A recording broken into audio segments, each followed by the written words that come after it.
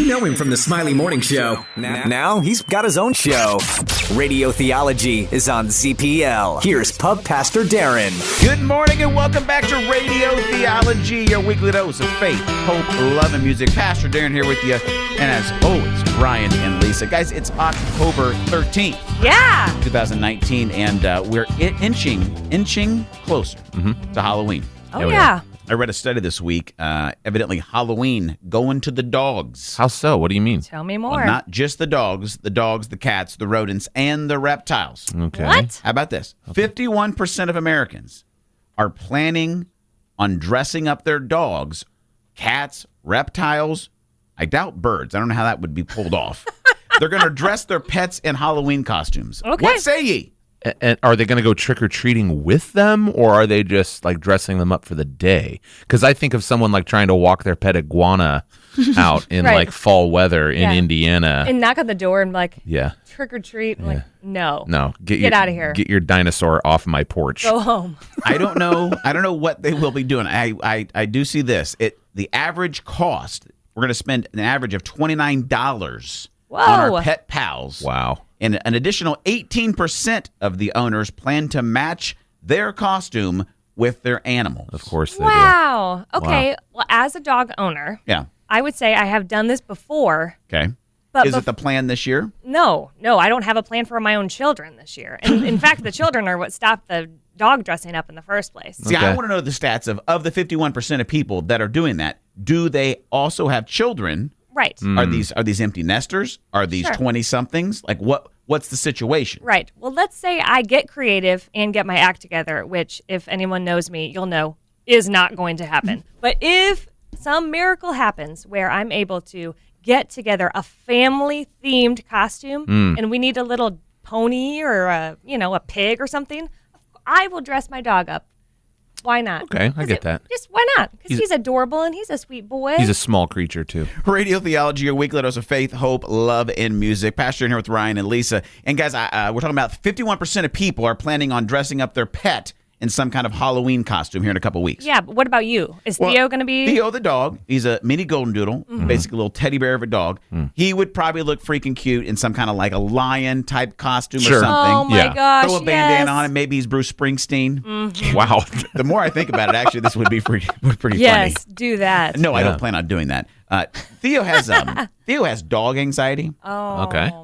He gets so excited to meet other dogs that just absolutely he squeals and this is when I shame him. Oh, When I'm no. walking. Oh, that's right. Oh, Yeah, you I'm like, talk to your dog. You're pretty- being a moron right now. Yeah. Do you really? We've got to do this. Yeah. You're making us. You're embarrassing all of us And yourself. and yourself by the squeaking and squealing. If you want to go say hello to your neighbor homeboy, Yeah. go over and smell his butt. I Yeah. get Right, it. that's Yeah. normal. But Just chill out. nonchalantly. For dogs. Yeah. Right. This is why you're not going as Bruce Springsteen this Halloween. That's right. I love that. I think maybe the dog thing. I'm okay with it. I'm okay with it. I am too. But Ryan, you do bring up a thought. If somebody walks an iguana down the sidewalk this Halloween, No. we're going to have a conversation. Yeah. Yeah, that you need professional help at that point. And so does your iguana. Listen, if you are planning on dressing your pet up, we'd love to see the picture. Head over to radiotheology.com this morning. Post a picture. Get us in the Halloween spirit, and we'll see what happens next. This is Radio Theology, your weekly dose of faith, hope, love, and music. Do you have a fur baby because you're afraid to have a real baby? Oh my. Oh. Here we go. Welcome back to Radio Theology, your a weekly dose of faith, loaded hope, question. love, and music. Pastor Darren here with Ryan and Lisa. We talk about 51% of people say they're going to dress their pet up for Halloween. Sure. I'm not against it. Yeah, that's your prerogative. Free Right. country. I think my dog would look cute dressed up as a lion. Maybe. Of course. We can't really do clown. Actually, we could if we got that spray. We'd spray his hair. Yeah. You know what? I take it back. I'm kind of into this now. Kind of into this. Do it. Here's my thought, though. I'm wondering, all these pet things we keep seeing, everybody talking about, this is my fur baby. It's not your dog, but it's going to call it a fur baby. Yeah. I think it's a sign that our like human relationships are continuing to deteriorate. Yeah. So we're like, well, I don't want to take the risk of like actually trying to raise a human being or in depth of the relationship's tough. Yeah. Just going to go safe with the dog. What do you think? I think dogs are just sticking around because we feed them. And like if we just stopped, they would either eat us or just leave. Wow. Spoken like a real not pet person. This is true. I tell our friend Kelsey, she has 3, like, they're basically polar bears. Like, they're huge, massive dogs. They're horses, okay? And I'm like, and she calls them the snuggle bears. And I'm like, you realize the snuggle bears would eat you. Like, if the world ended tomorrow and all the humans died, but dogs were alive, they would start with your face. But they're man's best friend. Unconditional love and support. They're always happy to see you. I think it does. So I think it says something about our culture that we've chosen the safety of pets over people. Well, yeah, and now I'm just gonna go bold and say that now that I have 2 kids, I totally understand why you would not do it. Right. Radio Theology, a weekly dose of faith, hope, love, and music. Pastor here with Ryan and Lisa. Lisa, you do have 2 kids, so you're saying maybe it is a safe bet to just go the pet route. A lot safer, for sure. For instance, I mean, maybe you have to worry, is your dog maybe mean or aggressive? Right. My dog has whatever. the anxious stuff. Sure, yeah. Things get a little weird, whatever. On a walk. My daughter's 5. Okay. She's in pre-K. And the other day she tells me, Mommy, something about Catherine doesn't have any friends at school. And I was like, that's sad. That is so sad, honey. What are you going to do? She's like, well, me and Amy, that's her best friend. Okay. We don't, I mean, she tells on us, but we're not mean to her. But basically, she ended up saying, she like talked so long that she basically talked in circles and got herself in trouble. You're hearing the 5-year-old lie happening? Yeah. Yeah. And then when I confronted her, the smile, like, like you just tell. You can't see that on the radio. Right, but yeah. You can you can just totally tell she's lying. And so I'm like, oh my gosh, you're the mean girl. Am I raising a mean girl? Oh, boy. Oh, the plot thickens. Yeah, drama ensues. I'm freaking out, you guys. I have 3 boys. I don't know. You guys, Ryan, you have a daughter. I do. Yep. Lisa, you have a daughter and a son. You guys both have both. I just have the boys. Yeah. But I have observed as a dad of boys, so I know I'm biased. Yeah. I don't have the other perspective. Sure. But I have experienced that mean girls that's real. It's a real thing. They are mean. Yeah. And I'm not saying that guys can't be jerks.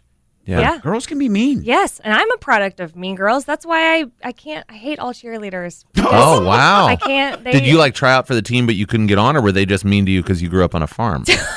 No, we all grew up on farms. Oh, okay. All right. No, they at recess, before cheerleading was even a thing, they would cheer for the boys that would play football at recess, and they wouldn't let me be a cheerleader with them. And so now I hate all cheerleaders. Okay, Lisa's going to lick those wounds and try to figure out what's that happening. Is deep-seated angst. Are you raising a mean girl? Or maybe you can help Lisa. Maybe you've raised your daughters and they turn out sweet and awesome. Yep. Maybe you raised your daughters and they did turn out to be horrible human beings. Whatever the case, maybe you need to prayer from us or you can encourage us something. Yes. Give us a call, 317-228-1099. We'd love to hear from you. The pressing question of the morning is Lisa raising a mean girl? Oh, boy. Oh. And what we want you to ask yourself is, are you raising a mean girl? It's Radio Theology, a weekly dose of faith, hope, love, and music. Pastor in here with Ryan and Lisa. Lisa, you got a 5-year-old daughter, Josie. Yep.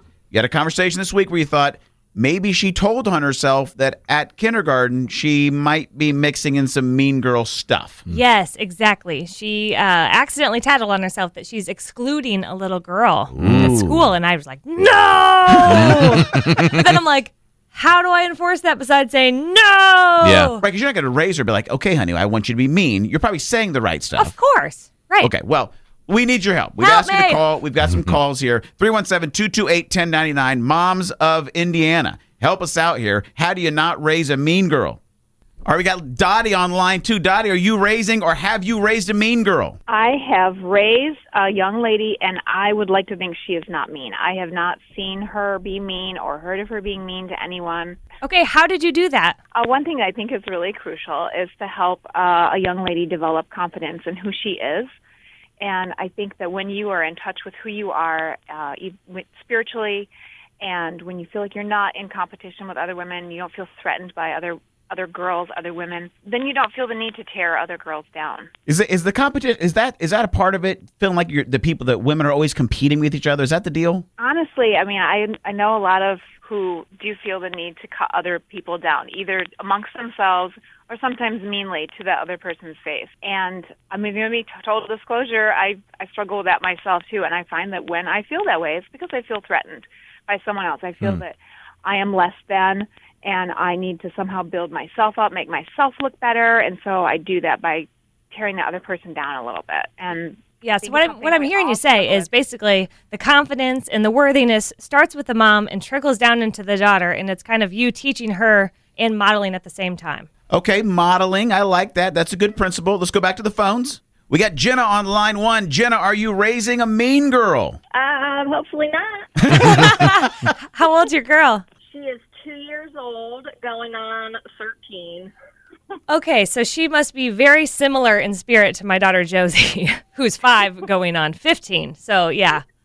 So how do you think you're going to raise her to make sure she's not mean? Oddly enough, because we're in those like terrible twos, it's kind of like my mission to start molding it now. My nephew has cerebral palsy, so his kind of demeanor and interaction is very different Okay. than other people. So I feel like that's essentially a blessing to my family because they automatically are being taught someone in our family is different and how we can interact with him. Yeah. So then my kids have become protective of my nephew and learning, he's still a very cool kid. He just communicates different. You're going to interact different. So that they kind of have that exposure. And I think that that's what kids need is seeing there are kids that are different, but it doesn't mean that they're any less than we are. Okay, I love it.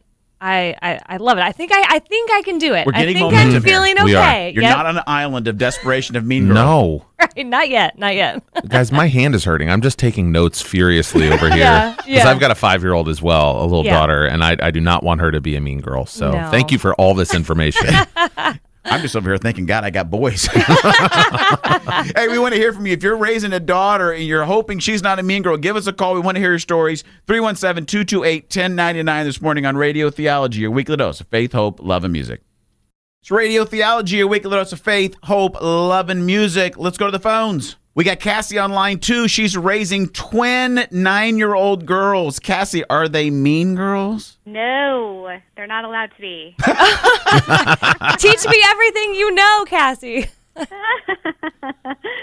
No, I mean, they definitely have those tendencies sometimes, and I think all of us do, but not raising mean girls is a passion of mine because I was bullied when I was younger by girls, and so I think it starts at home, and for us, how we speak to each other at home is really important, and how we talk about other people when we're at home is really important. And so it's a lot of very intentional conversations with them. And it's my husband and I have to watch, how we might speak about somebody if it's not kind or if we're just joking about somebody. We have to be really careful with that because that's not what I want them to think. Well, and with twins, it's double trouble. You're having, it's happening twice over, every day. Oh, what one doesn't think of, the other one does. I tell them all the time, I'm not raising mean girls. You're not going to be mean. Okay, so you just say it. Oh, I say it. You just I say, mean it. you will not be the mean girl. Yeah. Okay, I hope it's that easy. Josie, you will not be the mean girl. Yes, you need to put that on a recorder. It just plays every once in a while. You just push like the easy button at Staples. You know what I mean? You push it. You will not be a mean girl. That's what she hears every morning when she wakes up. She's like, okay, Mom. And she skips off to school.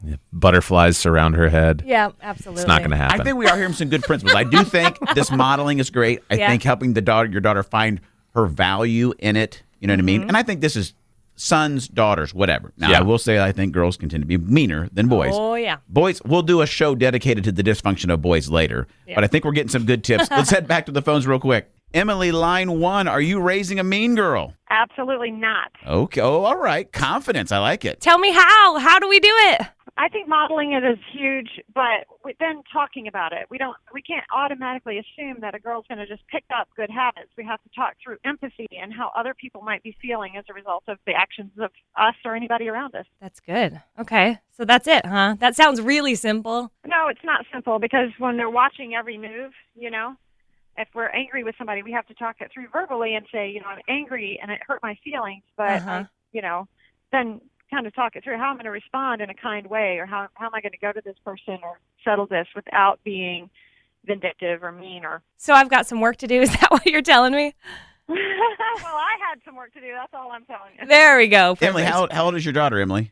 She is 20. Oh, okay. So you've got this proven here. You've gotten all the way through the stages. You know you did not raise a mean girl. Yes, that's why with such confidence I can say, by God's grace, yes, I didn't raise a mean girl. But she's actually an advocate for her friends now. She's become that person that's like, those freak people are not your friends. And it started when she was in probably intermediate school. She would see unkindness and respond with kind of a protective nature, for her friends, and that has been a huge blessing to me. I've loved watching it. I love it. You're a hope giver, Lisa. Keep your chin up. Things are trending in the right direction. Yes, I'm taking notes. And in fact, when I dropped Josie off at school that morning, when she said Catherine doesn't have any friends, the last thing I said to her was, when I pick you up, I'm going to ask you, did you include Catherine today? Ooh, accountability. Yes, and so when I picked her up, I didn't even have to ask. She said, Mom, guess what? I included Catherine today. There we go. Darren, let's get a slow clap if we could. That's Yes. really Mother of the fantastic. Year. You are. Speaking of that, listen, if you're in the struggle where Lisa's at, or you're thinking about it, or you're inspired by what we shared today, go to IamMotherOfTheYear.com. It's Lisa's Facebook group. Over 4,000 moms all over the world are a part of this group. That's right. IamMotherOfTheYear.com. Go check it out. And stick with us. It's Radio Theology, your weekly dose of faith, hope, love, and music. Would you vote for Ellen DeGeneres and George W. Bush as your presidents for 2020? Wow. And other pressing political matters. It's Radio Theology, your weekly dose of faith, hope, love, and music. Pastor Darren here with Ryan and Lisa. We're not a political show.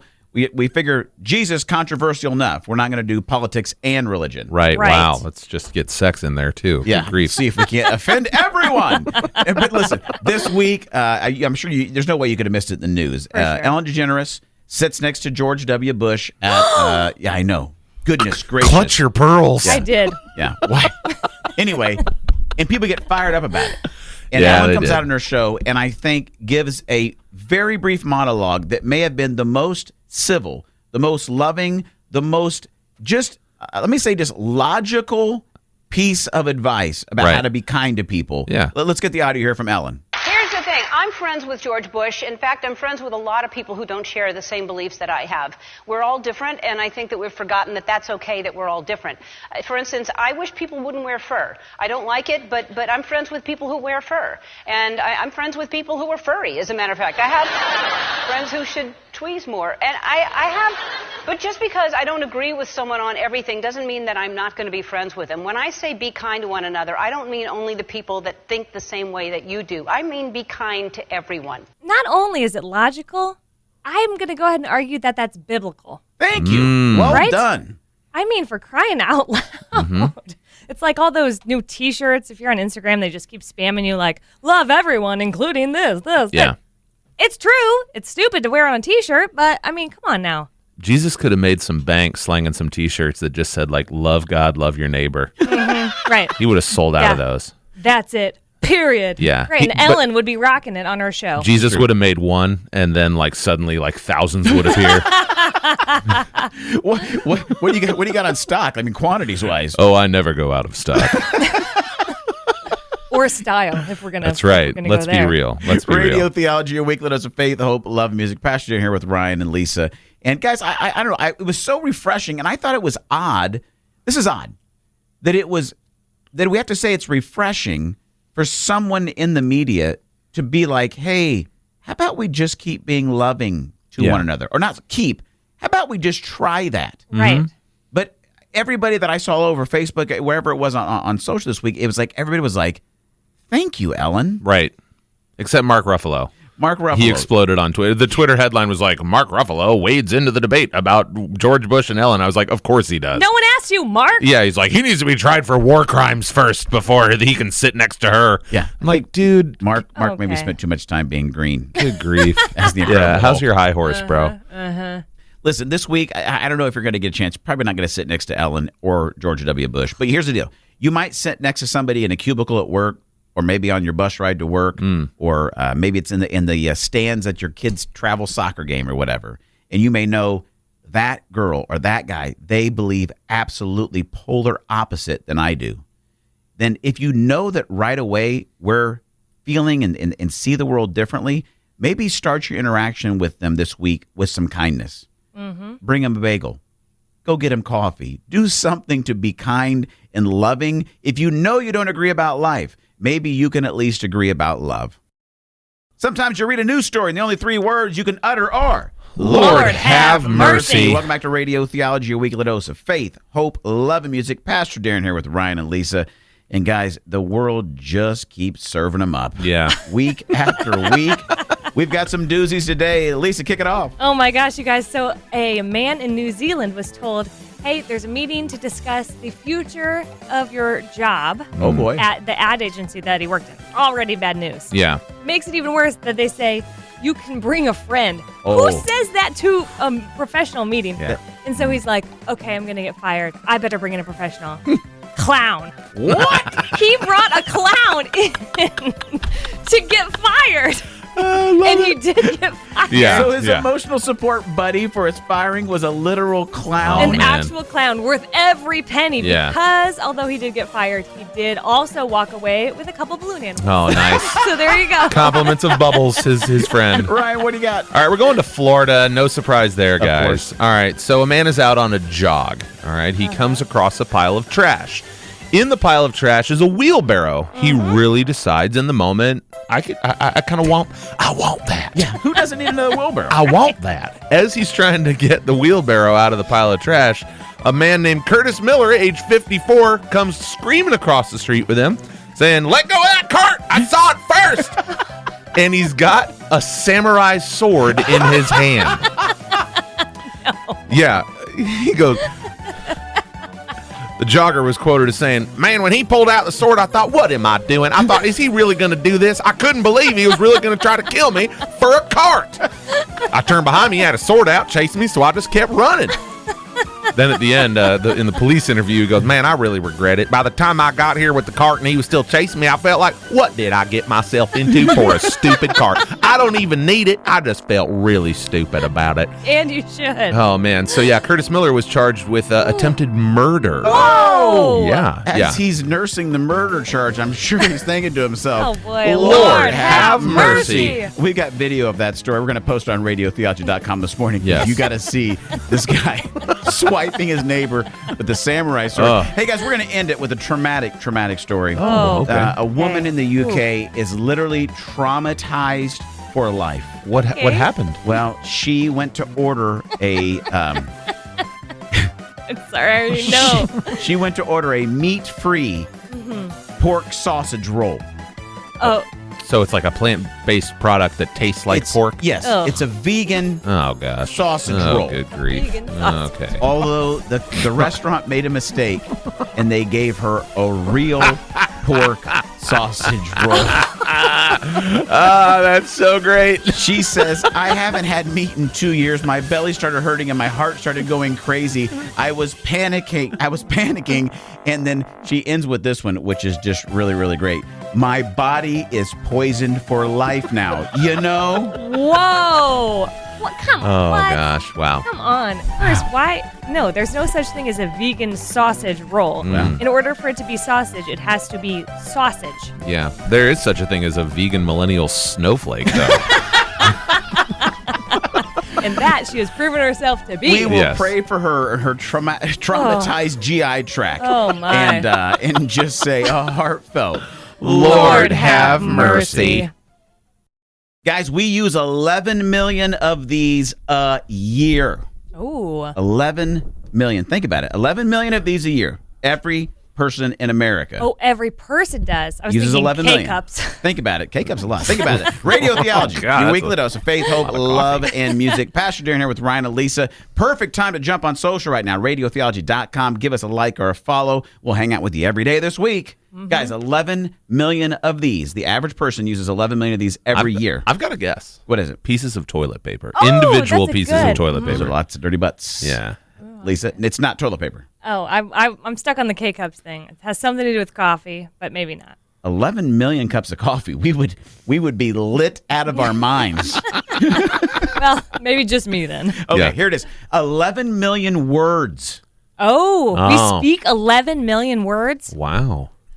That was 5 just now. There okay. it is. They add up. Ah, Guess how many you're going to use this week? math. math. You there. can't do the Like, math. carry the 229,000. Wow. Whoa, in a week. In a week. That's Okay, a lot. I'm feeling a little stressed right now. Think about that. Yes. I'd be interested to see the data of like over time, how many words like verbally spoken have been replaced with words typed on text. Ooh, now there is an interesting thought. Yeah. And how many of them spelled absolutely terribly incorrectly. Well, I was thinking about this. About 11. Now, we on a radio show, and as much as we talk, I'm guessing we're probably close to more of that 15 million mark, let's be honest. At least. But here's the thought is you look at, because we talked about earlier this morning on the show about the Ellen DeGeneres and George Bush thing. Yeah. And Ellen coming out saying, hey, you know what? Could we just be kind to everybody? Yeah. You know, and whether you agree or not.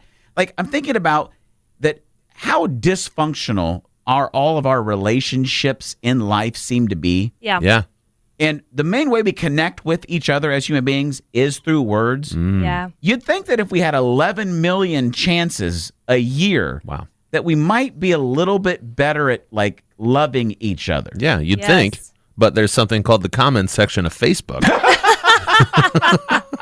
Which apparently doesn't even count. No, it doesn't These are count. words you just speak. Radio Theology, a weekly dose of faith, hope, love, and music. Pastor here with Ryan and Lisa. And yeah, 11. The average person uses 11 million words per year. And here's Wow. my thought: is the issue must not be quantity; it's about our quality of our conversations. Okay. And I think most of us probably don't. I think maybe we don't think long and hard enough about what kind of culture of conversation we're creating in our families as parents. Like, I don't know how many times I have conversations with the people and they know, like, I'm a pastor guy, and they're like, man, there's two things I can't talk to my kids about. You know, it's sex and God.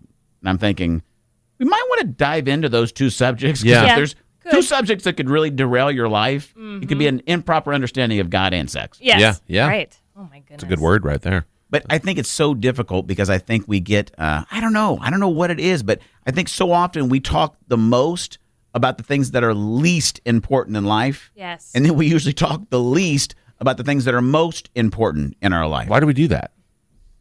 It's easier. It's too hard to talk about the deep things that matter. We Here's want what to I- stay on the tip of the iceberg. We do. We don't Here's want to what go I to the do. depths. I want to listen Right. to a great pop song right now. Okay. That can make me, I'll zone out from this deep thought and let me come back and let's dive into why won't we have the conversations that matter most? Because I think the thing that matters most to us is our relationships. Yeah. So maybe if we could choose some brave words this week, maybe we'd experience a little more faith, hope, and love. Stick with us. It's Radio Theology, a weekly dose of faith, hope, love, and music. Why do we talk most about what matters least in our lives? It's Radio Theology, a weekly dose of faith, hope, love, and music. Pastor Darren here with Ryan and Lisa. If you haven't, jump on social media and head over to radiotheology.com. Give us a like or a follow. We'll be a part of your life every morning. Guys, I got this question. Been thinking about it. We, on average, speak 11 million words per year. Shoot. So many. How many of those are the right words to accomplish the right things? Okay, well, what's right? Let's talk about that. Great question, Yeah, Ryan. how do you define right? How do we know? Well, here's my thought: is I do think we talk most about what matters least. Okay. I mean, think about most of the conversation that you have with people. How often do you really ask them, like, I mean, even ask them about themselves, or compassionately curious questions, or lean into the difficult stuff in your relationships? I know I've been married for 18 years, and it can be easy to just go through a day, talk about the kids' schedule, what we need to do, who's making lunches, who's picking up who. Like, how often do we actually sit down and check in with each other? Like, how are you? Like, simple questions like that actually allow us to see kind of into each other's hearts. Intentionality is what I hear you saying. Totally. Yeah, go below the surface. It's important to find out who's picking up who at preschool or at soccer. For sure. Because Very important. Yes. I did get left at church one time. My dad was, my mom was getting me. My mom thought my dad was getting me. I was outside. No cell phones back in that day, kids. Yep. Yeah, he eventually showed up like 4 hours later. Sorry, son. It's okay, Dad. It's all right.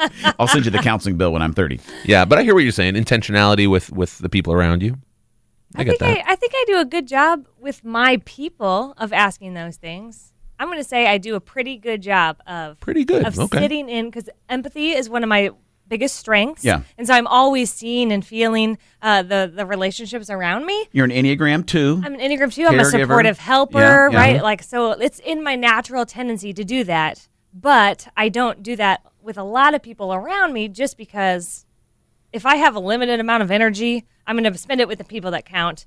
Not that you don't count if you're outside, but I'm not going to go deep with the person in the Starbucks line. I get that. It's Radio Theology, your weekly dose of faith, hope, love, and music. Pastor Darren here with Ryan and Lisa, talking about the 11 million words you use a year. Wow. You're going to use 229,000 of them this week. Whew. So I get it, Lisa. You understand. You're a caregiver. You're a supportive helper. Enneagram 2. Like, for you do a better job of paying attention and probably leaning into some of the more difficult things. What I realize about myself, I don't like awkward moments or awkward conversations. Yeah. I'm an Enneagram 7. Don't really enjoy pain or anything negative.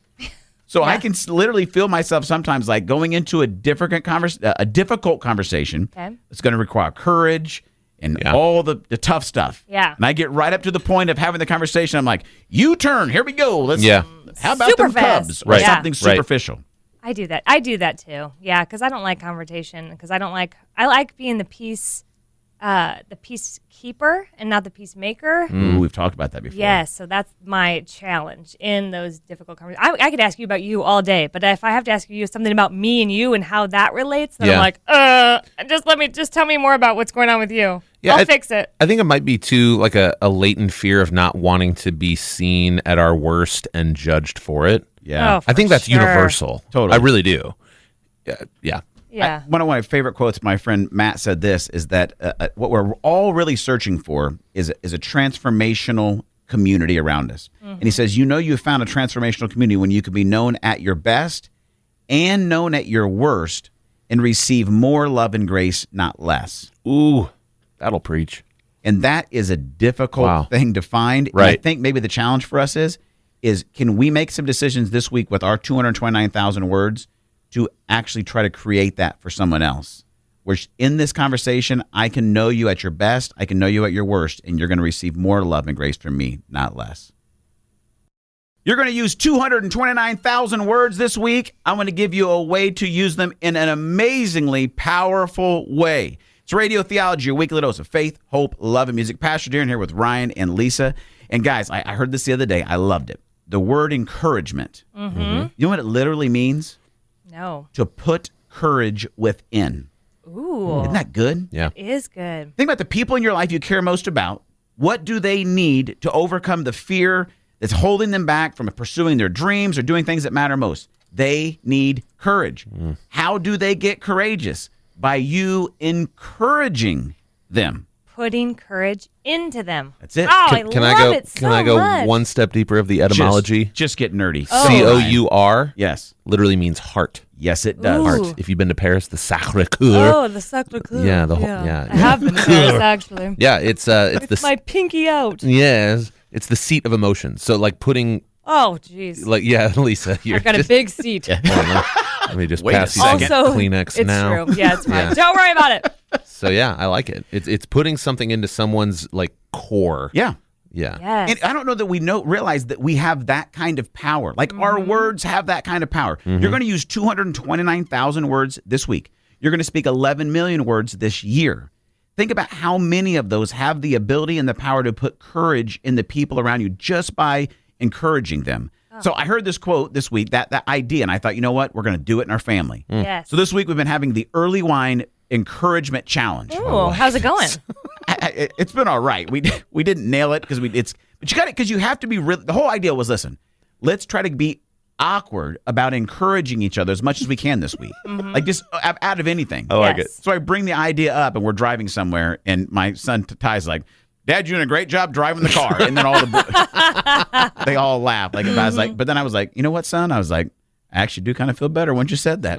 Yeah. Right. Radio Theology, your weekly dose of faith, hope, love, and music. Pastor, you're here with Ryan and Lisa. And you have the power to put courage in the people around you by just choosing to encourage them. I love that so much. Okay, I think we need this in our lives. I know I need it in my life. You need a little courage. I need all the courage, you Ryan, guys, what can we on do? my big seat. But I think if we could all, like, as a Radio Theology community, could we just like commit to having this be like a big fat encouragement week? Absolutely. I think we go to radiotheology.com and we use the hashtag encouragement challenge. I like it. And tag someone who needs some courage, needs some encouragement, a pick me up. Okay, I'm going to take it one step further. Go. I'm getting really jazzed about it now. My creative juices are flowing. I can see your seat growing. That's what it needs.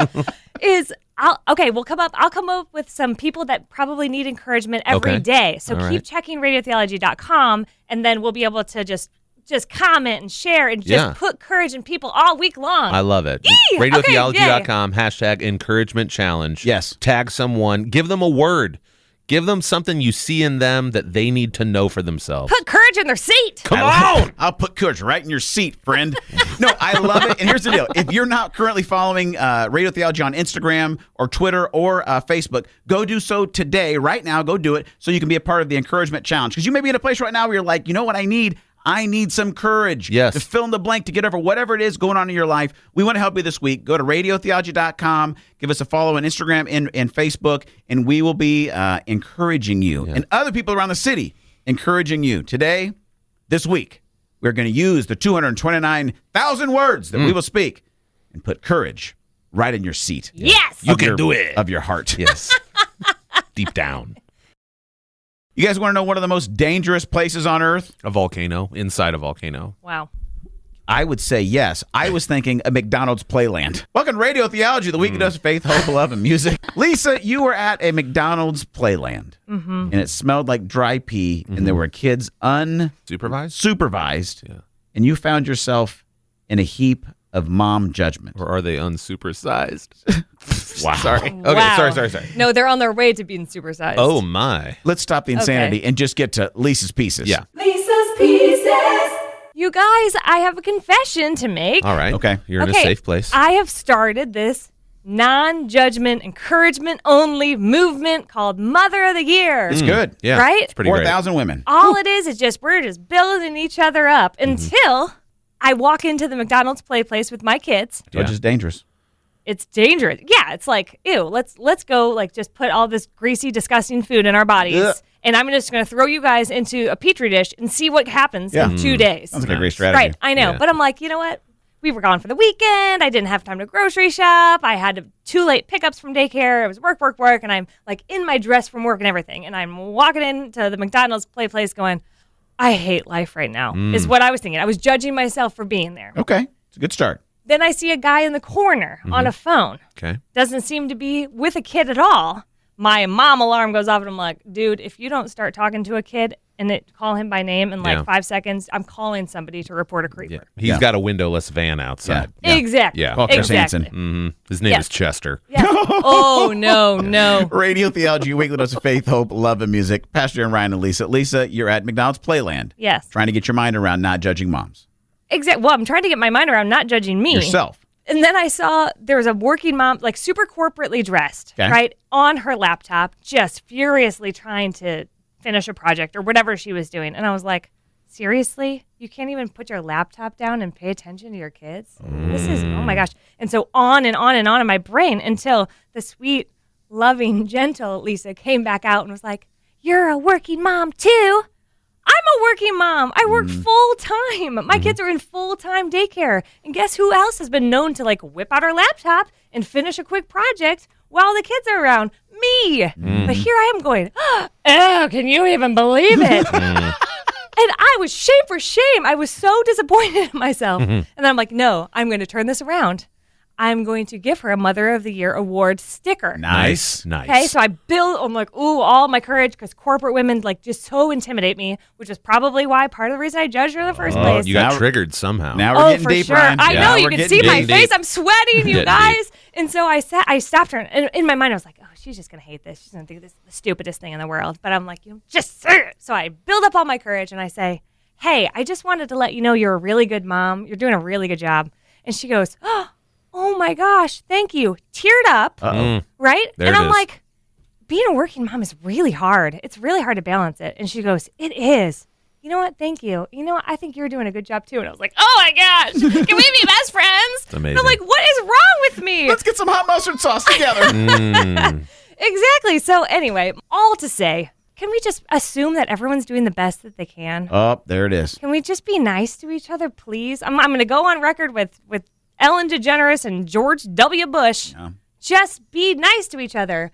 Like, think about loving things first. Like, what if you looked at someone first and thought, wow, I like their shoes. That's way better than, oh, God, can you believe that?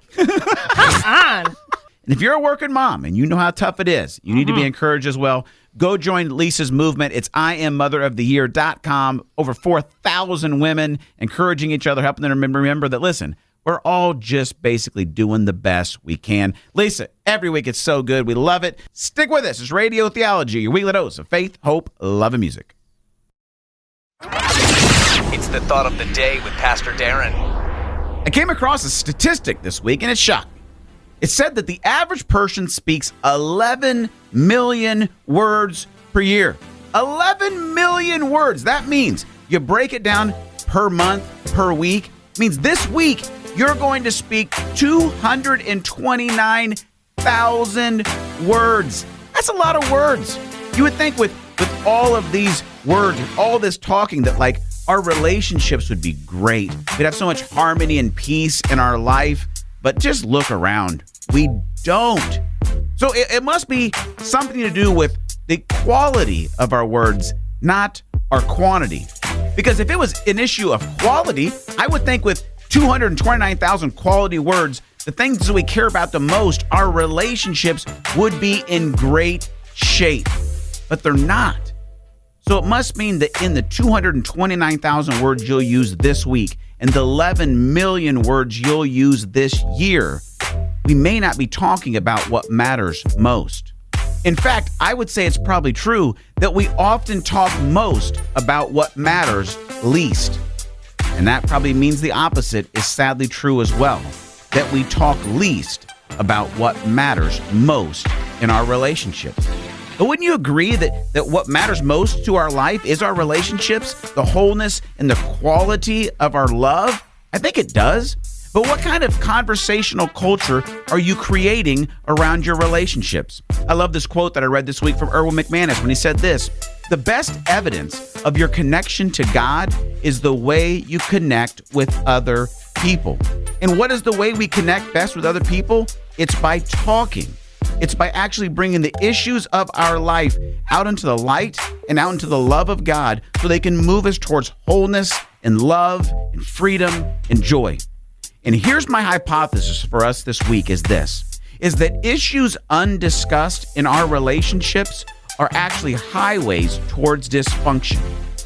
Things we won't talk about, things that we refuse to bring out into the light and actually wrestle down in the love relationships we have, they become highways towards dysfunction and brokenness in our life.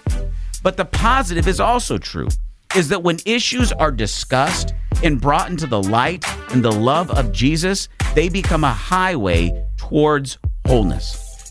When issues stay in the dark, when they can't experience the light of God's love, then forgiveness and freedom and wholeness aren't possible. But when we choose the humility and the courage to actually have difficult conversations, to allow us to talk most about what matters most, those things that are discussed, those things that are brought into the light are actually a highway towards wholeness in our relationships. So here's a question I have for you. It's very simple. Who is one person this week that you need to talk to? And what is the one conversation that is most important for you to have with them? You have 229,000 words at your disposal this week. I would encourage you to make them matter most. This is Pastor Darren Earlywine, and that's been your Radio Theology Thought of the Day. Okay, if you want to join us in using good, encouraging words this week, jump on radiotheology.com for our encouragement challenge. We need your help with it. So go to radiotheology.com, tag a friend who needs some encouragement, and use the hashtag encouragement challenge. I love it. And as we're doing that, don't forget these three things. God's for you, not against you. He's near you, not far from you. And he's created you on purpose and for purpose. We'll talk to you next week right on Radio Theology, your weekly dose of faith, hope, love, and music.